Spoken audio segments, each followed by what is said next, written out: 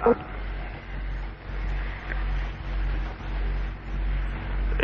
छोटी सी कहानी से मैं 3 दिनों की इन चर्चाओं को शुरू करना चाहूंगा।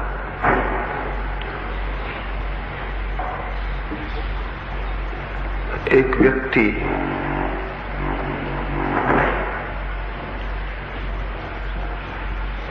बहुत विस्मरणशील था, छोटी छोटी बातें भी भूल जाता। बड़ी कठिनाई थी उसके जीवन में, कुछ भी स्मरण रखना उसे कठिन था। रात वो सोने को जाता तो अपने कपड़े उतारने में भी उसे कठिनाई होती, क्योंकि सुबह टोपी उसने कहां पहन रखी थी और चश्मा कहां लगा रखा था और कोट किस भांति पहन रखा था वो भी सुबह तक भूल जाता। तो करीब करीब कपड़े पहनकर ही सो जाता था ताकि सुबह फिर से स्मृति को कष्ट देने की जरूरत न पड़े। पास में ही एक चर्च था और चर्च के पुरोहित ने जब उसके विस्मरण की ये बात सुनी तो बहुत हैरान हुआ। और एक रविवार की सुबह जब वो आदमी चर्च आया था तो उसे कहा, एक किताब पर लिख रखो कौन सा कपड़ा कहां पहन रखा था, किस भांति पहन रखा था, ताकि तुम रात में कपड़े उतार सको और सुबह उस किताब के आधार पर उन्हें वापस पहन सको। उस रात उसने कपड़े उतार दिए और किसी किताब पर सब लिख लिया। सुबह उठा और सब तो ठीक था। टोपी सिर पर पहननी है ये भी लिखा था, कोट कहां पहनना है ये भी लिखा था, कौन सा मोजा किस पैर में पहनना है ये भी लिखा था, कौन सा जूता किस पैर में डालना है ये भी लिखा था। लेकिन वो ये लिखना भूल गया कि खुद कहां है, और तब बहुत परेशान हुआ। सब चीजें तो ठीक थी और सब चीजें कहां पहननी ये भी ज्ञात था, लेकिन मैं कहां हूं ये वो रात लिखना भूल गया था। वो सुबह मुंह अंधेरे ही पादरी के घर पहुंच गया। नग्न था बिल्कुल। पादरी भी देख के घबरा गया और पहचान न पाया। हमारी सारी पहचान तो वस्त्रों की है, नग्न व्यक्ति को देख के शायद हम भी न पहचान पाएं कि वो कौन है। पादरी बहुत हैरान हुआ। उसने पूछा, आप कौन हैं और कैसे आए? उस व्यक्ति ने कहा, यही तो पूछने में भी आया हूं कि मैं कौन हूं और कहां हूं, क्योंकि बाकी सारे वस्त्र तो ठीक हैं, लेकिन रात में ये लिखना भूल गया, अपने बाबत लिखना भूल गया। पता नहीं उस धर्म पुरोहित ने क्या उसे कहा, उससे कोई संबंध भी नहीं। लेकिन इस कहानी से मैं इसलिए इन 3 दिनों की चर्चाओं को शुरू करना चाहता हूं क्योंकि करीब करीब इसी हालत में हम सारे लोग हैं। हमें ज्ञात है बहुत सी बातें, जीवन का सब कुछ ज्ञात है, सिर्फ एक तथ्य को छोड़कर कि हम कहां हैं और कौन है। मैं कौन हूं इसका हमें कोई भी स्मरण नहीं है। और उस व्यक्ति के साथ तो बात ठीक भी थी, क्योंकि वो और सब बातें भी भूल जाता था, इसलिए ये बहुत स्वाभाविक मालूम होता है कि अपने को भी भूल जाए। लेकिन हमारे साथ बड़ी मुश्किल है, हमें और सब बातें तो याद हैं, ये हमें याद नहीं कि हम कौन हैं और कहां हैं। इसलिए उस पर हंसना उतना उचित नहीं है जितना अपने पर हंसना उचित होगा। विस्मरण उसकी आदत थी, विस्मरण हमारी आदत नहीं है, और सब कुछ हमें स्मरण है, सिर्फ एक बात स्मरण नहीं है। इसलिए हम कपड़े भी ठीक से पहन लेते हैं और जूते भी, और घर भी ठीक से बसा लेते हैं, लेकिन जीवन हमारा ठीक नहीं हो पाता है। जीवन हमारा ठीक होगा भी नहीं। जो केंद्रीय है जीवन में, उसकी हमें कोई स्मृति नहीं है। और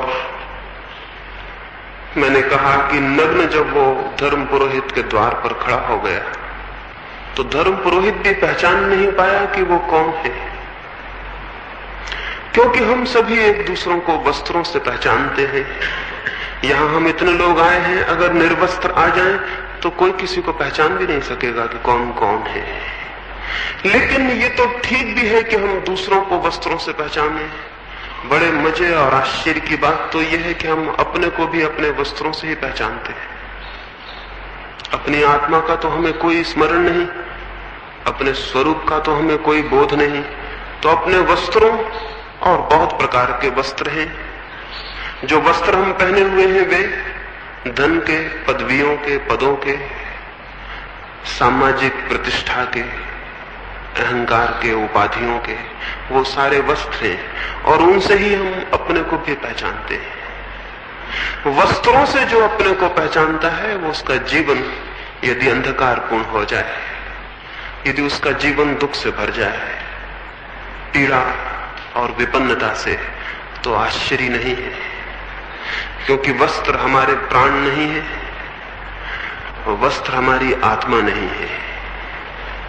लेकिन हम अपने को अपने वस्त्रों से ही जानते हैं, उससे गहरी हमारी कोई पहुंच नहीं है। इन 3 दिनों में इन वस्त्रों के पार जो हमारा होना है, उस तरफ, उस दिशा में कुछ बातें आपसे कहूंगा और ये स्मरण दिलाना चाहूंगा कि जो वस्त्रों में खोया है वो अपने जीवन को गंवा रहा है, और जो केवल वस्त्रों में अपने को पहचान रहा है वो अपने को पहचान ही नहीं रहा है, वो अपने को पा भी नहीं सकेगा।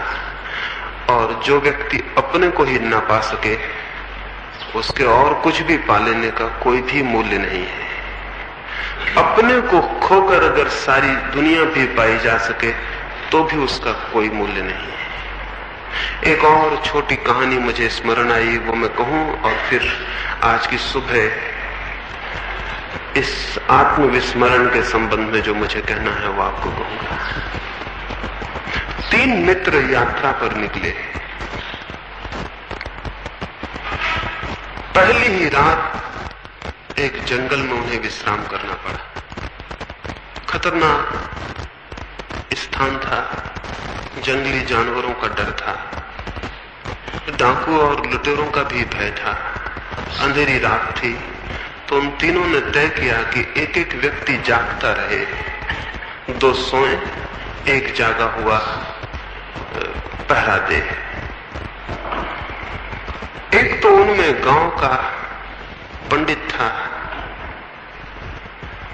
एक उसमें गांव का लड़ाका बहादुर छत्री था, एक गांव का नाई था। नाई की ही सबसे पहले पैसा फेंका गया और उसका ही नाम पड़ा। वो रात पहरा देने के लिए पहले पहर बैठा।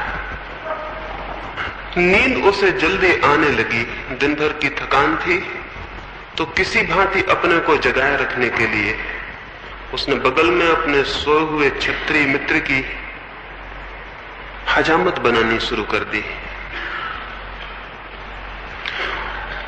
जागे रखने के लिए अपने को उसने अपने मित्र के सारे बाल काट डाले। उसका समय पूरा हुआ। तीसरा जो मित्र था, रात्रि के अंतिम पहर में उस पंडित का पहरा होने को था। उसके तो बाल नहीं थे, उसका सिर पहले से ही साफ था, उसके सारे बाल गिर गए थे। दूसरे मित्र का जैसे मौका आया, उस नाई ने उसे उठाया और कहा, मित्र उठो, तुम्हारा समय आ गया, अब मैं सोऊं। उस छत्री ने अपने सिर पर हाथ फेरा, देखा बाल बिल्कुल भी नहीं है। तो उसने कहा कि मालूम होता है तुमने मेरी जगह भूल से पंडित जी को उठा दिया है। उसने अपने सिर पर हाथ फेरा और कहा कि मालूम होता है तुमने भूल से मेरी जगह पंडित जी को उठा दिया है, और वो वापस सो गया।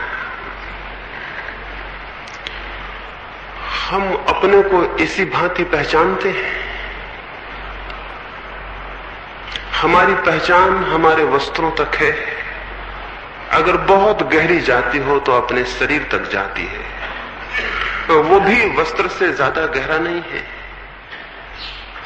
और भी गहरी जाती हो तो मन तक जाती है, मन भी वस्त्रों से ज्यादा गहरा नहीं है।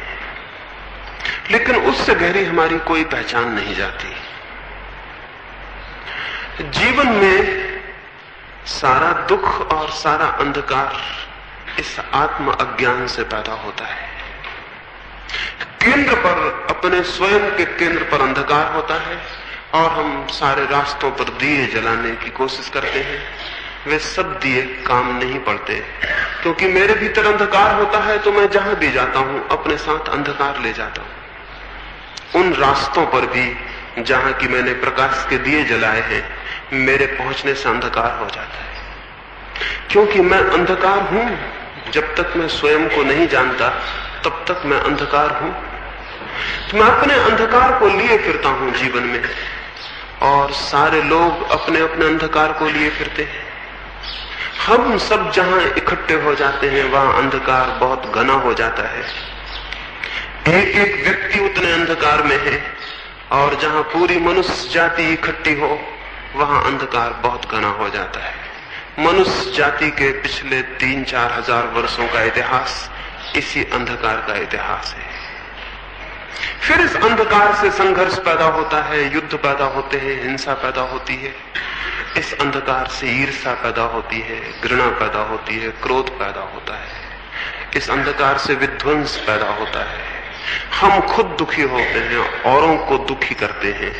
ये कोई 3-4 हजार वर्षों से चला है, और अब तक हम सफल नहीं हो पाए इस बात में कि एक ऐसा समाज निर्मित हो सके जिसका जीवन प्रकाश से आलोकित हो, प्रकाश से मंडित हो।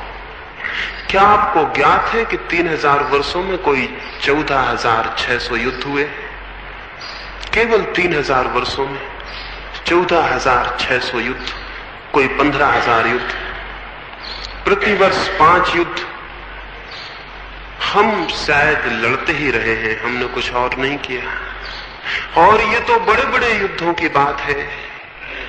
रोज हम जो छोटी छोटी लड़ाइयां लड़ रहे हैं उनकी तो कोई गिनती नहीं है। जो हम रोज छोटी छोटी हिंसा कर रहे हैं उसका तो कोई आकलन नहीं, कोई गणना नहीं है। अगर 3000 वर्षों में 15,000 युद्ध में लड़ने पड़े हों तो क्या इससे ये सूचना नहीं मिलती है कि मनुष्य जाति का मस्तिष्क किसी बहुत गहरे रोग से पीड़ित है?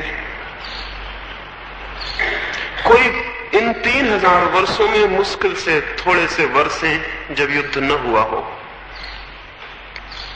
और उन वर्षों को भी हम शांति का समय नहीं कह सकते, क्योंकि उन क्षणों में हमने नए युद्धों की तैयारियां की हैं। या तो हम लड़ते रहे हैं या हम लड़ने की तैयारियां करते रहे हैं। मनुष्य के पूरे इतिहास को 2 खंडों में बांटा जा सकता है, युद्ध के खंड और युद्ध की तैयारियों के खंड। शांति हमने अब तक नहीं जानी, और व्यक्तिगत जीवन में भी हम देखें तो शांति का कहीं कोई पता नहीं मिलेगा।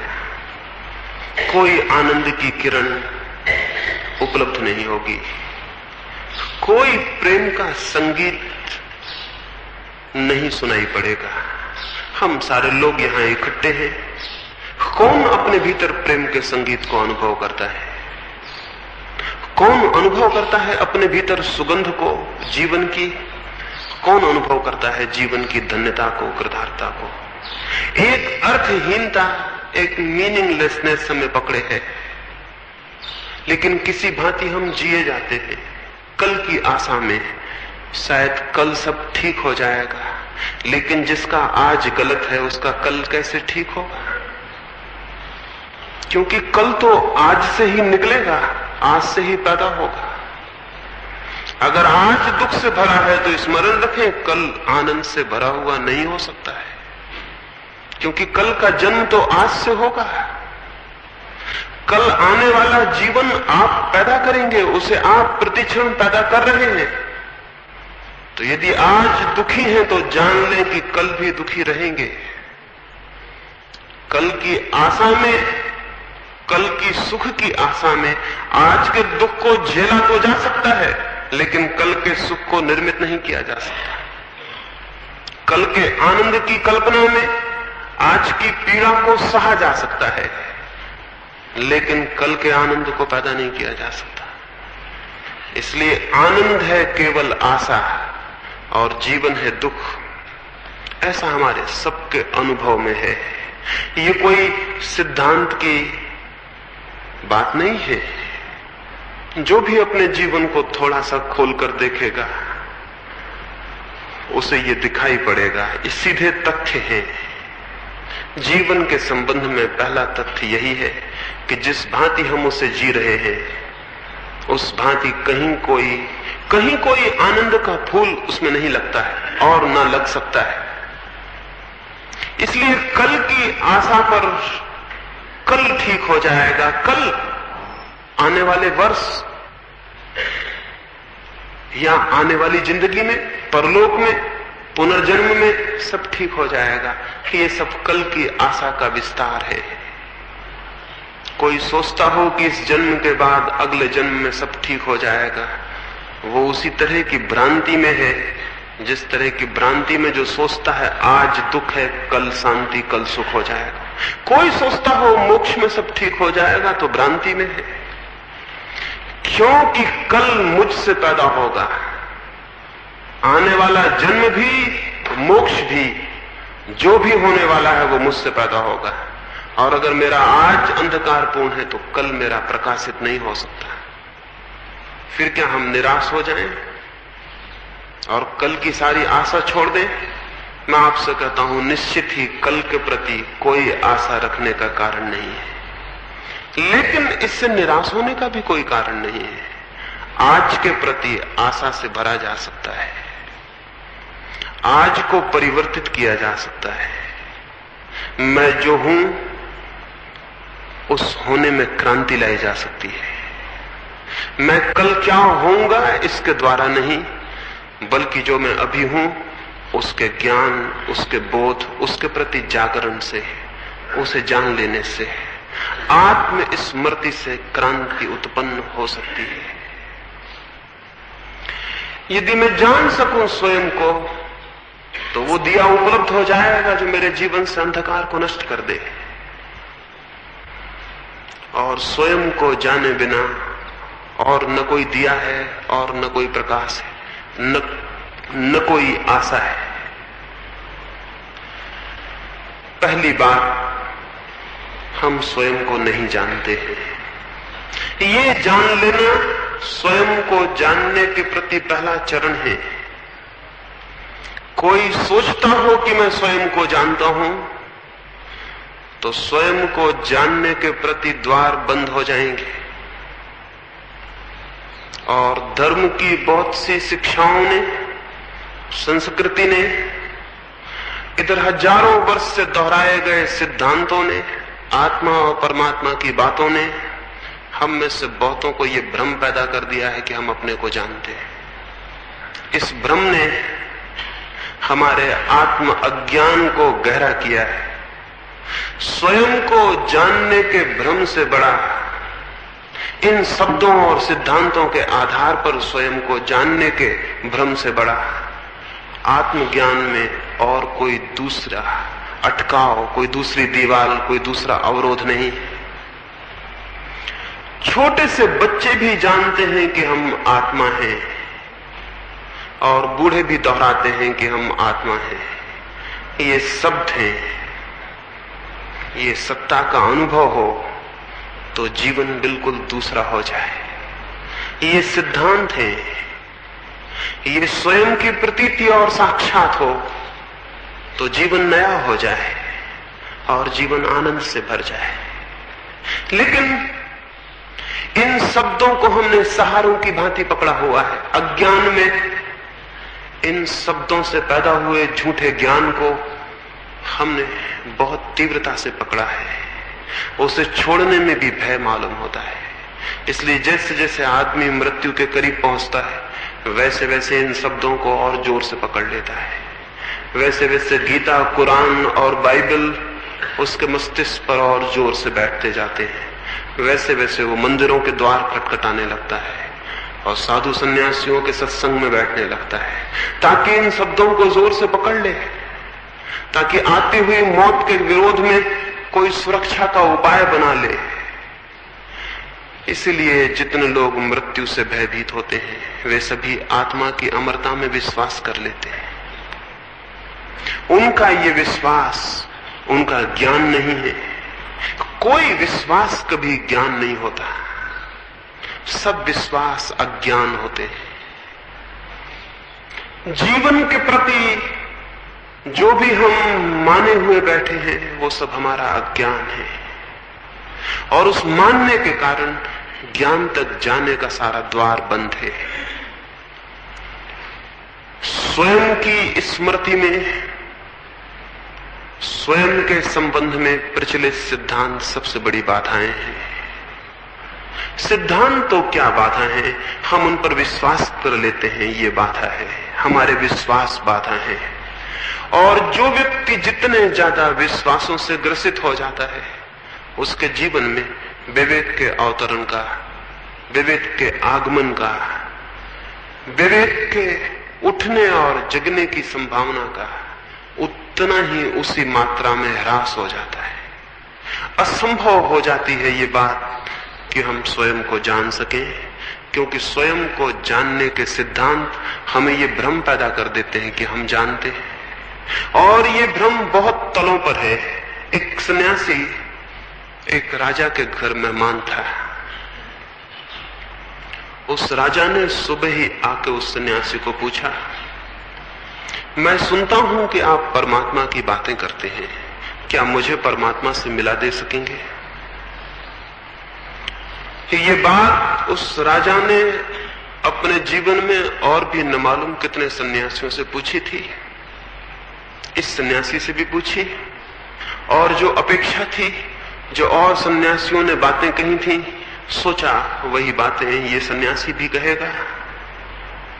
करीब करीब सन्यासी एक ही जैसी बातें दोहराते हैं। सोचा ये भी वही कहेगा। कुछ उपनिषद, कुछ वेदों की, कुछ ग्रंथों की कुछ उद्धरण देगा, कुछ गीता की, कुछ ज्ञान की बातें समझाएगा। लेकिन उस सन्यासी ने क्या पूछा? उस सन्यासी ने कहा, आप ईश्वर से मिलना चाहते हैं तो थोड़ी देर रुक सकते हैं या बिल्कुल अभी मिलने की इच्छा है? वो राजा थोड़ा हैरान हुआ, कोई भी हैरान होता। ये ख्याल न था कि बात इस भांति पूछी जाएगी। सोचा शायद समझने में भूल हो गई है। उसने कहा कि शायद आप समझे नहीं, मैं परमात्मा से, ऊपर जो परमात्मा उससे मिलने की बात कर रहा हूं। उस सन्यासी ने कहा, समझने में भूल का कोई कारण नहीं, मैं तो उस परमात्मा के सिवाय और किसी की बात करता ही नहीं। अभी मिलना चाहते हैं या थोड़ी देर ठहर सकते हैं? उस राजा ने कहा, जब आप कहते ही हैं तो मैं अभी ही मिलना चाहूंगा। ऐसे उसकी कोई तैयारी नहीं थी इतने जल्दी परमात्मा से मिलने की, और किसी की भी इतने जल्दी कोई तैयारी नहीं होती। ईश्वर के खोजियों से पूछा जाए अभी मिलना चाहेंगे तो वो भी कहेंगे कि हम थोड़ा सोच कर आते हैं, विचार के आते हैं। हम थोड़ा मित्रों से पूछ ले, पति हो तो पत्नी से पूछ ले, पत्नी हो तो पति से पूछ ले, हम जरा अपने घर के लोगों से पूछ ले, फिर हम लौट के आते हैं। इसी वक्त तो ईश्वर से मिलने को कौन तैयार होगा? वो राजा भी तैयार नहीं था। लेकिन जब बात ही, मुसीबत ही आ पड़ी थी सिर पर, तो उसने कहा कि ठीक है, आप कहते हैं तो मैं अभी मिल लूंगा। सन्यासी ने कहा, लेकिन इसके पहले कि मैं आपको परमात्मा से मिलाऊं, ये छोटा सा कागज है, इस पर अपना परिचय लिखते हैं। और लिखा उसने जो उसका परिचय था। बड़े राज्य का राजा था, महल का पता, वो सब लिखा। सन्यासी ने पूछा कि क्या मैं मान लूं यही आपका परिचय है? क्या मैं मान लूं कि कल आप भिखारी हो जाएं और राज्य छिन जाए तो बदल जाएंगे? उस राजा ने कहा कि नहीं, राज्य छिन जाए तो भी मैं ही रहूंगा।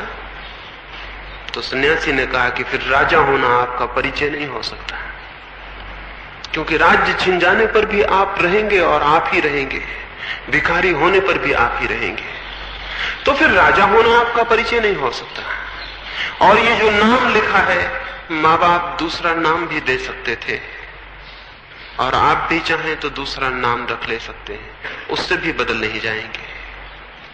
उस राजा ने कहा, नाम से क्या फर्क पड़ता है, मैं रहूंगा, नाम कोई भी हो। तो सन्यासी ने कहा, इसका अर्थ हुआ कि आपका कोई नाम नहीं है, नाम केवल काम चलाऊ बात है। कोई भी नाम काम दे सकता है, इसलिए नाम भी आपका परिचय नहीं है। तो फिर क्या मैं मानूं कि आपको अपना परिचय पता नहीं है?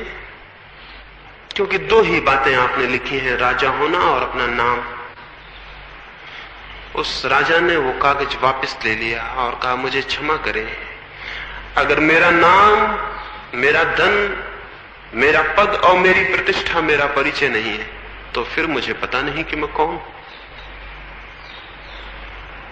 उस सन्यासी ने कहा, फिर परमात्मा से मिलाना बहुत कठिन है, क्योंकि मैं किसको मिलाऊं,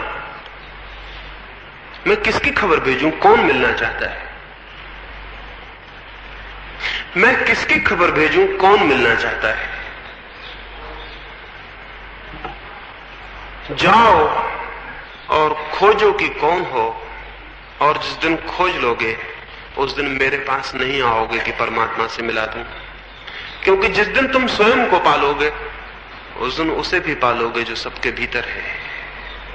क्योंकि जो मेरे भीतर है और जो किसी और के भीतर है और जो सबके भीतर है, वो बहुत गहरे में संयुक्त है और एक है और समग्र है। लेकिन इस मैं का तो हमें कोई भी पता नहीं है। तो या तो हम अपने नाम को, अपने घर को, अपने परिवार को समझते हैं कि ये मेरा होना है। अगर किसी भांति इससे हमारा छुटकारा हो जाए और हम ये जान सकें कि मेरा नाम, मेरा घर, मेरा वंश, मेरा राष्ट्र, मेरी जाति, मेरा धर्म, ये मेरा होना नहीं है, अगर किसी भांति ये बोध भी आ जाए, तो फिर हम तोतों की भांति उन शब्दों को दोहराने लगते हैं जो ग्रंथों में लिखे हैं और शास्त्रों में कहे। तब हम दोहराने लगते हैं कि मैं आत्मा हूं, मैं परमात्मा हूं, अहम ब्रह्मास्मि, और न मालूम क्या क्या हम दोहराने लगते हैं। मैं आपसे कहूं कि जिस भांति नाम आपको सिखाया गया है, उसी भांति ये बातें भी आपको सिखाई गई हैं, इनमें भेद नहीं है। जिस भांति ये कहा गया है कि आपका ये नाम है और आपने पकड़ लिया है, उसी भांति ये भी कहा गया है कि आपके भीतर परमात्मा है और आपने ये भी पकड़ लिया है। इन दोनों बातों में कोई फर्क नहीं है। जब तक हम बाहर से आए हुए शब्दों को पकड़ते हैं, तब तक हम स्वयं से परिचित नहीं हो सकेंगे। वे शब्द चाहे पिता ने दिए हों, चाहे समाज ने, चाहे ऋषियों ने, मुनियों ने, साधुओं ने, संतों ने, किन्हीं ने भी वे शब्द दिए हों, जब तक बाहर से आए हुए परिचय को हम पकड़ेंगे, तब तक उस परिचय का जन्म नहीं हो सकेगा जो हमारा परिचय है। तब तक हम उसे नहीं जान सकेंगे, तब तक उसे जानने का कोई मार्ग नहीं है। तो या तो हम जिसे सांसारिक कहते हैं उस तरह के परिचय को पकड़ लेते हैं, या जिसे आध्यात्मिक कहते हैं उस तरह के परिचय को पकड़ लेते हैं। लेकिन दोनों परिचय पकड़े गए होते हैं, दोनों परिचय बाहर से मिलते हैं। जो परिचय बाहर से मिलता है वो आत्म परिचय नहीं है। इसलिए ये बात जितनी झूठी है कि मेरा नाम मैं हूं, उतनी ही ये बात भी झूठी होगी अगर मैं बाहर से सीखूं कि मैं आत्मा हूं, मैं परमात्मा हूं, मैं अविनाशी हूं, मैं कुछ हूं। ये सारी बातें मैं बाहर से सीखूं, ये बातें भी उतनी ही झूठी होंगी। पहली बात झूठी है, ये तो हमें समझ में आ जाती है, क्योंकि ये बात हजारों वर्ष से दोहराई गई है। लेकिन दूसरी बात भी झूठी है, इसे समझने में थोड़ी कठिनाई होती है, क्योंकि तब हम एक अतल अंधकार में छूट जाते हैं और अज्ञान में छूट जाते हैं। क्योंकि सांसारिक परिचय भी हमारा परिचय नहीं है और तथाकथित आध्यात्मिक परिचय भी हमारा परिचय नहीं है, तो फिर हमारा परिचय क्या है? तब हम एक अज्ञान में और अंधकार में छूट जाते हैं, और अज्ञान से भय मालूम होता है, अज्ञान से डर मालूम होता है। मैं अपने को नहीं जानता हूं, इस बात के बोध से भयभीत होता है चित्त। इसलिए हम कोई ना कोई परिचय तो मान लेना चाहते हैं। गृहस्थ का एक परिचय है और सन्यासी का एक परिचय है।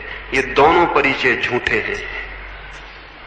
इनमें से किसी एक को हम पकड़ के तृप्ति कर लेना चाहते हैं, तो गृहस्थी से कोई छूटता है तो सन्यासी हो जाता है और सन्यास में पकड़ जाता है, और एक तरह के वस्त्रों से छूटता है तो दूसरे तरह के वस्त्रों को स्वीकार कर लेता है, और एक तरह के नाम से छूटता है तो दूसरा नाम ग्रहण कर लेता है। सन्यासी का नाम बदल देते हैं हम, दूसरा नाम दे देते हैं उसे, कपड़े बदल देते हैं, दूसरे वस्त्र दे देते हैं उसे, उसका ढंग बदल देते हैं, दूसरा ढंग दे देते हैं उसे। लेकिन उस रिक्त स्थान में छूटने को कोई राजी नहीं है जहां हमारा कोई परिचय नहीं है, ना सांसारिक और ना आध्यात्मिक। उस खाली जगह में खड़े होने को कोई राजी नहीं। जो उस खाली जगह में खड़े होने को राजी हो जाता है वही केवल स्वयं को जान पाता है। जो अपने सब परिचय छोड़ देता है और अपरिचय में खड़ा हो जाता है, जो अपने संबंध में सारे ज्ञान छोड़ देता है और अज्ञान में खड़ा हो जाता है, उसी अज्ञान में, उसी न जानने में, उसी नॉट नोइंग में, उस न जानने में, जब मुझे कुछ भी पता नहीं अपने बाबत और जो भी पता है उसे मैं छोड़ देता हूं, उसी स्थिति में, उसी क्रांति के क्षण में वो परिवर्तन घटित होता है जहां स्वयं के बोध का जन्म होता है। जब तक मैं किसी भी परिचय को पकड़ता हूं तब तक उस बोध के पैदा होने की भूमिका खड़ी नहीं होती। जब तक मैं कोई भी सहारा पकड़ता हूं तब तक उसके जगने का कोई कारण पैदा नहीं होता जो मेरे भीतर सोया है। जब मैं सब सहारा छोड़ देता हूं, एक छोटी सी घटना मुझे स्मरण आती, बिल्कुल काल्पनिक होगी। मैंने सुना है कि कृष्ण एक दिन भोजन करते थे और बीच भोजन में उठे और द्वार की तरफ भागे।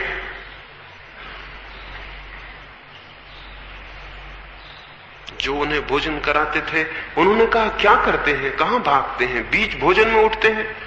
उन्होंने कहा, मेरा एक भक्त बहुत कष्ट में पड़ा हुआ है, दुष्ट उसे सता रहे हैं, उसे पत्थर मार रहे हैं। ये कह के वो भागे, द्वार के बाहर भी निकल गए, लेकिन द्वार से फिर वापस लौट आए, भोजन करने बैठ गए। तो जिन्होंने पहला प्रश्न पूछा था उन्होंने पूछा, आप लौट आए बीच से?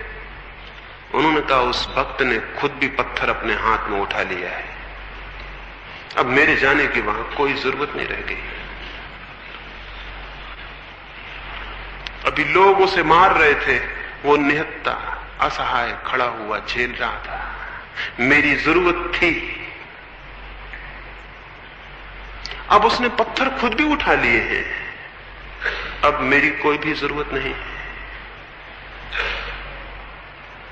कहानी तो काल्पनिक ही होगी,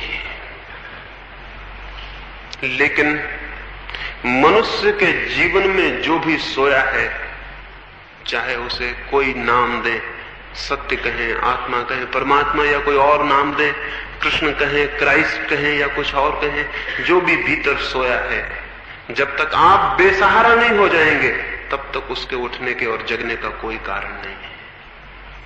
जब तक आप कुछ पकड़ लेंगे तब तक वो सोया रहेगा, और जब आपकी कोई पकड़ नहीं होगी और हाथ खाली हो जाएंगे और आप बेसहारा खड़े हो जाएंगे, जब आपकी कोई सुरक्षा नहीं रह जाएगी, कोई सहारा नहीं रह जाएगा, कोई परिचय, कोई ज्ञान, और आप निपट अज्ञान में और बेसहारा खड़े होने का साहस करेंगे, उसी क्षण केवल वो जागता है जो हमारे भीतर सोया है।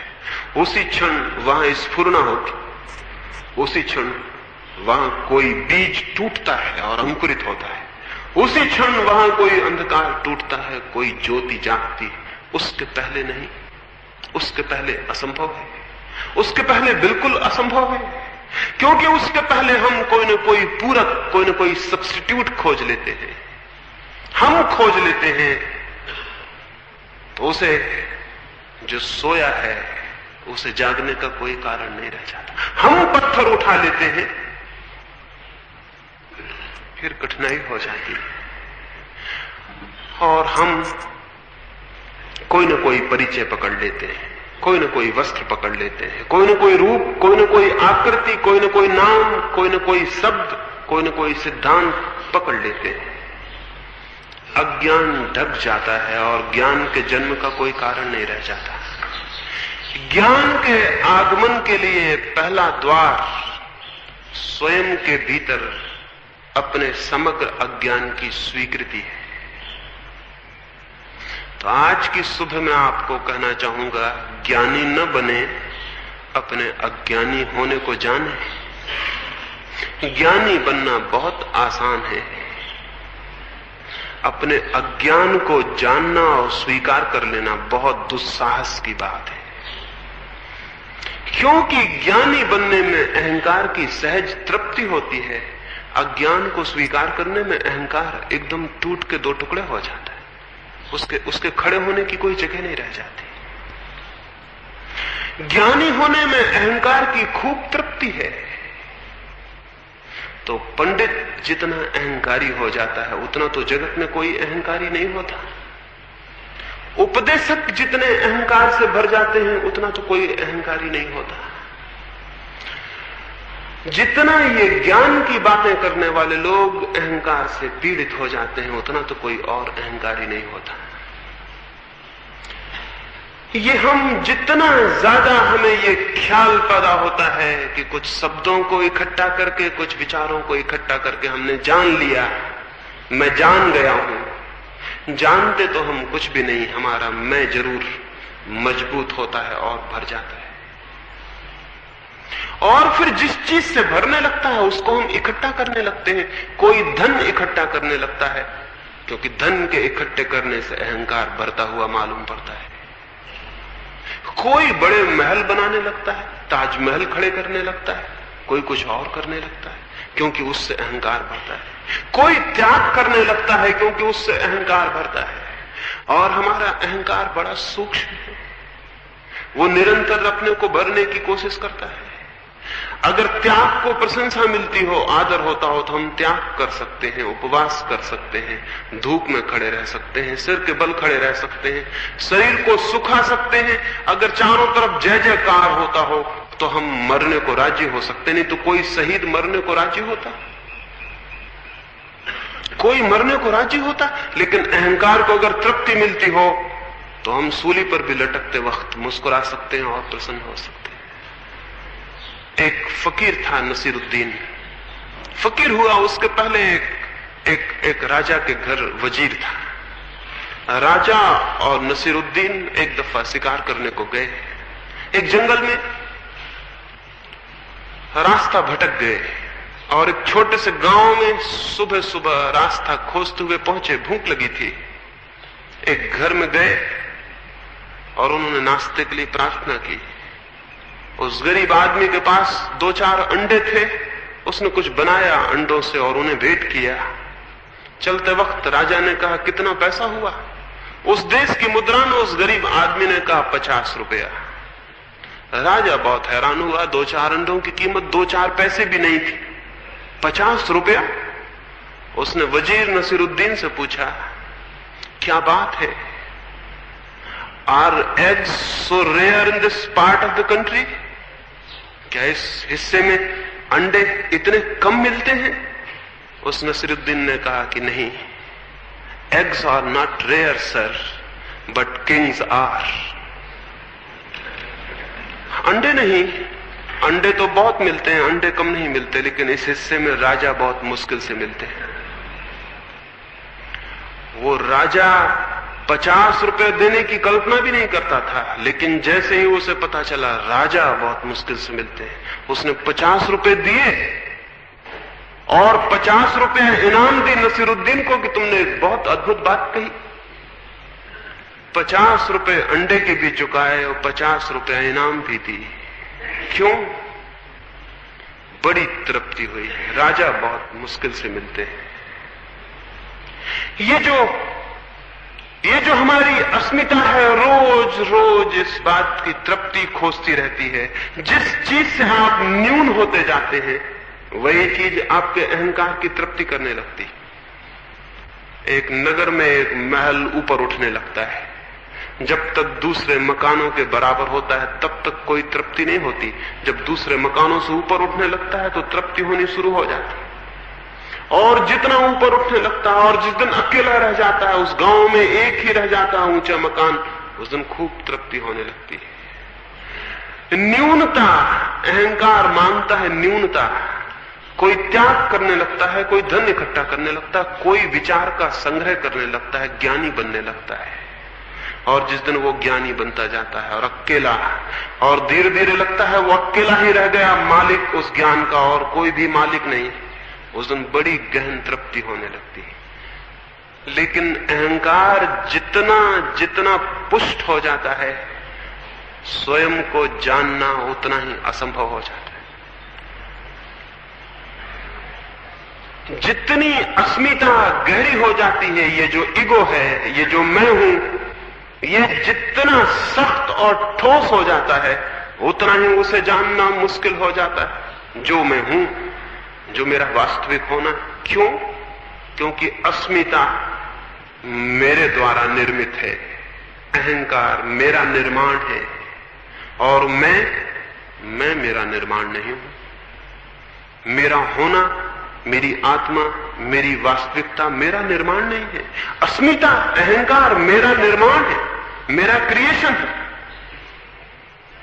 एक ने बड़े मकान को बना के अपने अहंकार को निर्मित किया है, एक ने धन इकट्ठा करके, एक ने राष्ट्रपति तक की यात्रा पूरी करके अपने अहंकार को इकट्ठित किया है, एक ने ज्ञान को इकट्ठा करके अपने अहंकार को इकट्ठा किया।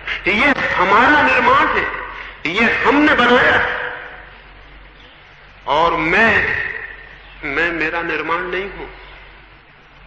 तो वो जो मेरे भीतर अनिर्मित है, असृष्ट है, जो मेरे भीतर मेरे जानने, मेरे होने के पहले है, मेरे करने के पहले है, मेरे जन्म के पहले जो मेरे भीतर है, उसे जानने के लिए जिस अहंकार को मैंने निर्मित किया है, ये बाधा बन जाएगा। इसलिए न तो त्यागी जानता है, और न ज्ञानी, और न धनी, और न पदलोलुप, और न महत्वाकांक्षी। कौन जानता है?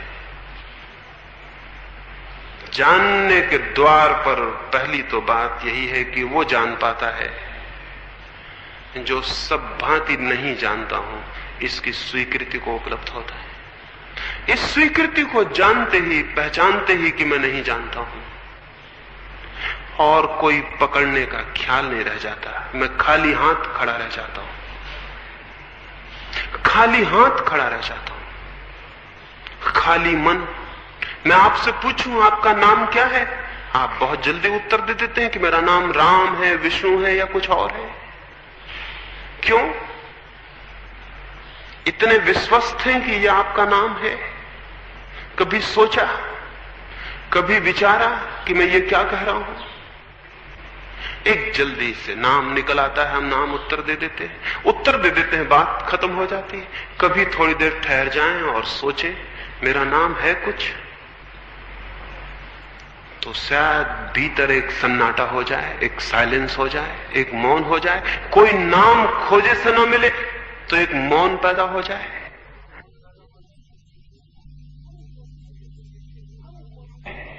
हम कोई किसी से प्रश्न पूछते हैं, उसे मालूम होता है तो शीघ्र उत्तर दे देता। मालूम होने का मतलब, अगर उसकी स्मृति में कुछ होता है तो उत्तर दे देता है। मैं पूछूं 2 कितने होते हैं, आप कह देते हैं 4, क्योंकि आपकी स्मृति ने सीख रखा है 2 4 होते हैं। पूछा, उत्तर दे दिया। मैं आपसे पूछूं भीतर कौन है, आप कह दें आत्मा, ये भी स्मृति ने सीख रखा है 2 4 वाला उत्तर दे दिया गया।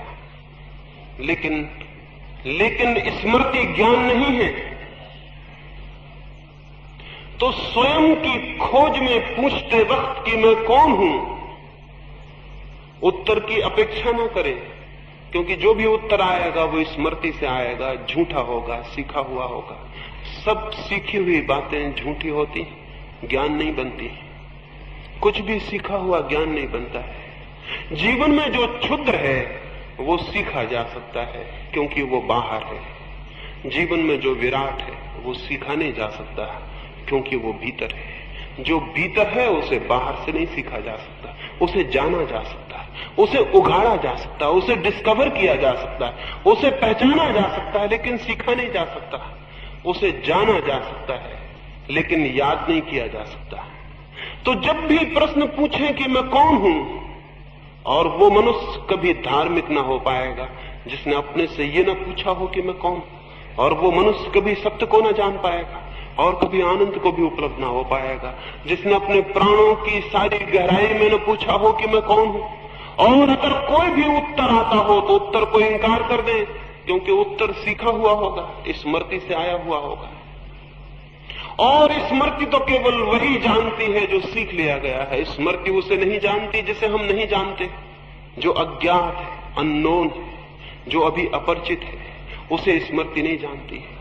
स्मृति तो जो सीख लिया गया उसका संग्रह है। स्मृति के उत्तर को इंकार करें, स्मृति कहे विष्णु हो तो उसे जाने दें, उसे पकड़े ना। स्मृति कहे आत्मा हो, उसे जाने दें, उसे पकड़े ना। स्मृति कहे परमात्मा हो, स्मृति कहे कुछ भी नहीं केवल पदार्थ हो। अगर नास्तिक घर में पले तो स्मृति कहेगी कुछ भी नहीं है केवल शरीर हो। अगर धार्मिक घर में पले स्मृति कहेगी आत्मा हो, अजर अमर आत्मा हो। ये दोनों शिक्षाएं हैं, इनको छोड़ दें।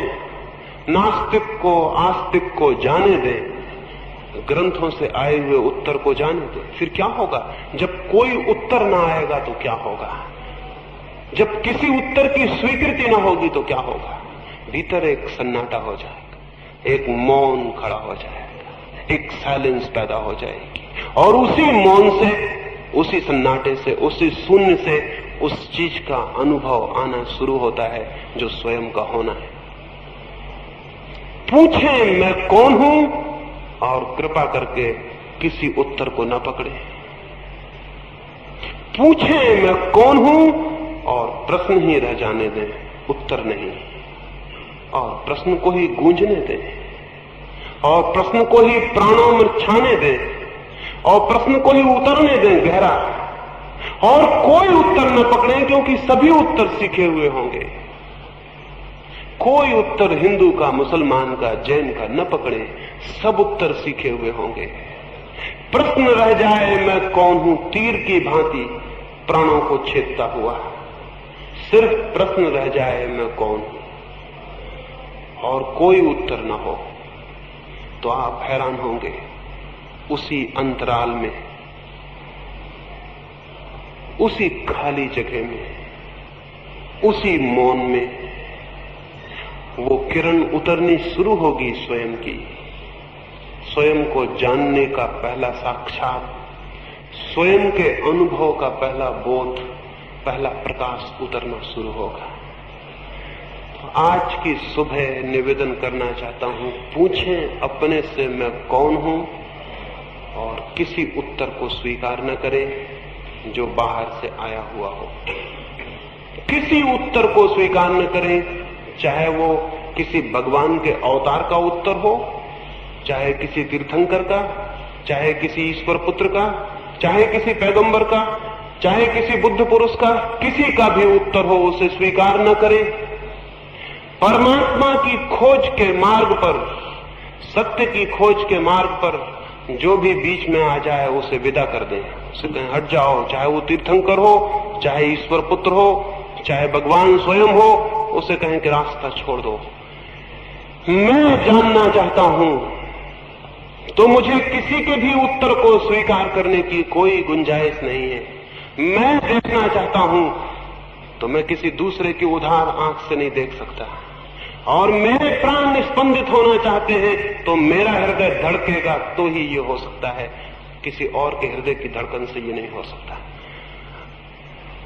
ये जो हमारा सीखा हुआ ज्ञान है, ये हमारे ज्ञान के जन्म में बाधा है। अज्ञान नहीं, झूठा ज्ञान, सीखा हुआ ज्ञान बाधा है।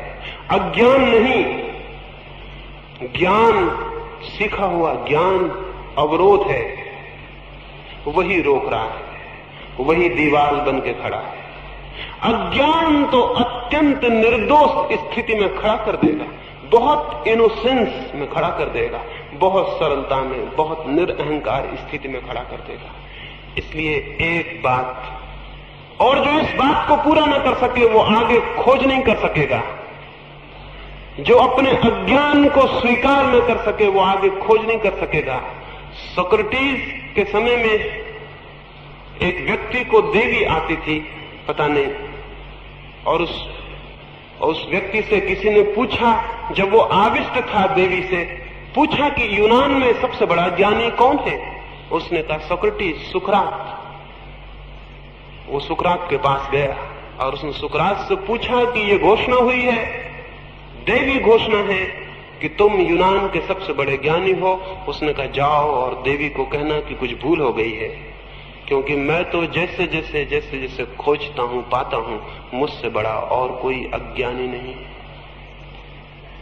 जाओ, कहना कोई भूल हो गई है, क्योंकि मैं तो जैसे खोजता हूं, पाता हूं कि मुझसे बड़ा अज्ञानी कोई भी नहीं। जब मैं बच्चा था तो मुझ में थोड़ा ज्ञान था, कई बातें मुझे लगती थी कि मैं जानता हूं। जब मैं जवान हुआ तो मेरा ज्ञान और कम हो गया, मुझे कई बातें पता चली कि वो मेरा बचपना था, मैं जानता नहीं था।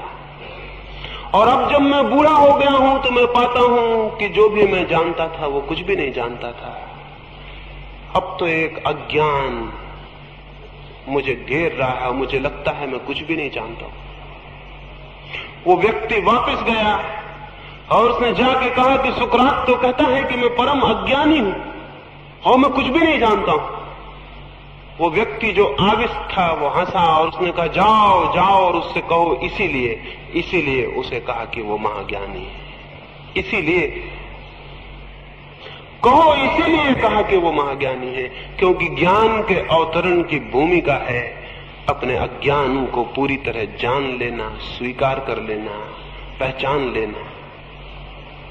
जैसे ही हम अज्ञान को स्वीकार करते हैं, जैसे ही हम जानते हैं कि नहीं जानते हैं, वैसे ही एक परिवर्तन, एक क्रांति घटित हो जाती है। वैसे ही एक पर्दा गिर जाता है अहंकार का, जानने का, और एक मौन और एक शांति अवतरित हो जाती है। अंतिम रूप से आज तो सिर्फ प्रश्न उठाता हूं, वो आपके भीतर गूंजे, मैं कौन हूं। लेकिन अगर वो प्रश्न मेरा है तो बेकार है, उसका कोई उपयोग नहीं होगा।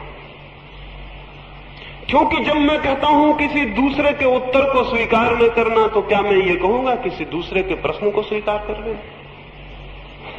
अगर वो प्रश्न मेरा है और आप उसे जाके दोहराएं कि मैं कौन हूं, तो वो प्रश्न झूठा, इम्पोर्टेंट होगा, उसमें कोई बल ना होगा, कोई शक्ति ना होगी।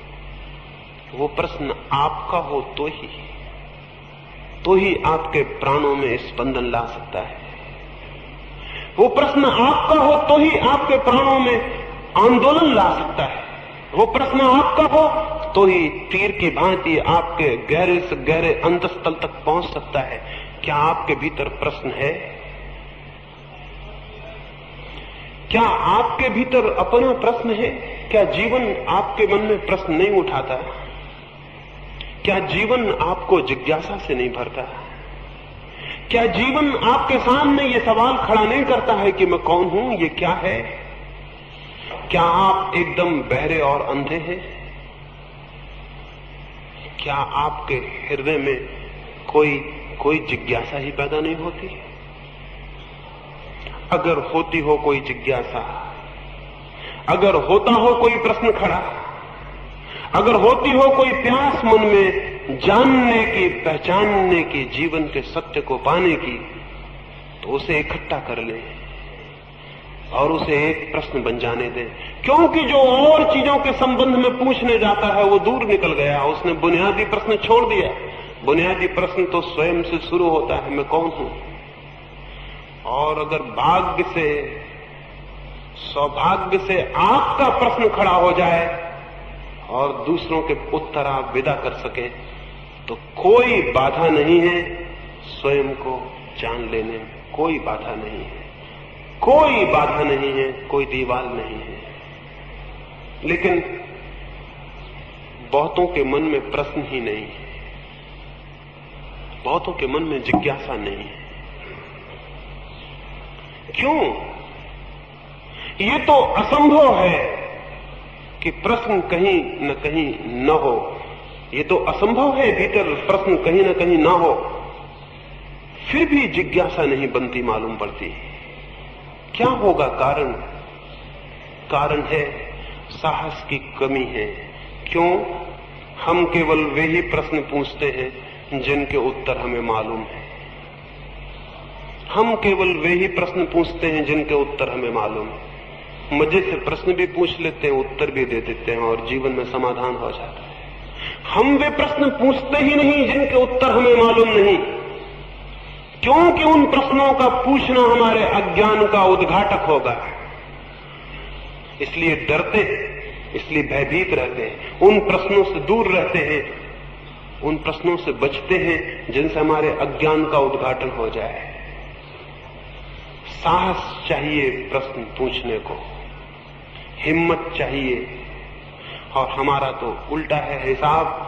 जब साहस के और हिम्मत के दिन होते हैं तब तो हम कहते हैं ये धर्म की उम्र ही नहीं। जब बुढ़ापा आ जाए, मौत करीब आने लगे, तब फिर धर्म के दिन आते हैं। जितना साहस कम होता जाए और बल कम होता जाए और जितनी खोज की आकांक्षा कम होती जाए, हम समझते हैं कि तब धर्म के दिन आते हैं। मंदिरों में, चर्चों में बूढ़े लोग इकट्ठे हैं जो या तो मर चुके हैं या मरने वाले हैं।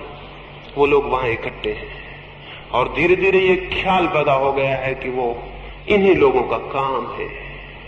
मैं आपसे निवेदन करता हूं, बूढ़ा मन तो कभी धर्म के सत्य को जान ही नहीं सकता। बूढ़ा आदमी नहीं कह रहा हूं, बूढ़ा मन, बूढ़ा मन तो कभी जान ही नहीं सकता। चाहिए युवा मन, चाहिए यंग माइंड, चाहिए बल से भरा हुआ मन, साहस से दूर की यात्रा करने का, अज्ञात की यात्रा करने का साहस हो तो प्रश्न खड़े हो जाएंगे। और तब वे ही प्रश्न खड़े होंगे जिनके उत्तर नहीं मालूम है। और जिन प्रश्नों के उत्तर नहीं मालूम है, अगर वे खड़े हो जाएं तो जीवन में एक नए प्रभात की शुरुआत होती है, एक नया मंगल प्रारंभ होता है। उसकी तरफ आंखें उठनी शुरू होती हैं जो सत्य है, सुंदर है, शिव है। उसकी तरफ जो परमात्मा है, उसकी तरफ जो हमारा वास्तविक होना है। और उसे जानकर जीवन का सारा दुख वैसे ही विसर्जित हो जाता है जैसे किसी अंधकारपूर्ण ग्रह में कोई दिया जला दे और सारा अंधकार विलीन हो जाए। कैसे ये दिया जल सकता है, उसकी चर्चा आने वाली चर्चाओं में मैं करूंगा। जो प्रश्न आपके हों और प्रश्न होने चाहिए, उनको संध्या उत्तर दूंगा। आने वाले 2 दिनों में, लेकिन तभी आए जब आपको ये ख्याल स्पष्ट होने लगे कि आपका कोई प्रश्न भीतर जग रहा है। अन्यथा आने की कोई जरूरत नहीं है, कोई कारण नहीं है। अगर आपको लगे कि आपको ये एहसास होता है कि आप नहीं जानते हैं, तो आए, तो कुछ खोज हो सकती है, तो हम मिलकर कुछ यात्रा तय कर सकते हैं। तो कुछ मैं अपने हृदय की आपसे बातें कहूं, इसलिए नहीं कि आप उनको स्वीकार कर लें, इसलिए नहीं कि आप उन पर विश्वास कर लें, इसलिए नहीं कि आप उनको अपनी मान्यता बना लें, इसलिए नहीं कि मेरी बातें आपका ज्ञान बन जाएं, नहीं बन सकती हैं और न उन्हें बनाने की जरूरत है। लेकिन इसलिए कि शायद यहां हम इकट्ठे हों और विचार करें और आपकी जिज्ञासा तीव्र हो जाए और आपकी प्यास गहरी हो जाए और जिस प्यास से आप अपरिचित हैं उसका बोध हो जाए। शायद एक खोज का प्रारंभ हो जाए, शायद एक बीज आपके भीतर टूट जाए और एक अंकुर बनने लगे। शायद एक नया जीवन और एक नई गति और एक नए मनुष्य होने की शुरुआत हो जाए। इसलिए 3 दिन थोड़ी सी बातें मैं आपसे करूंगा।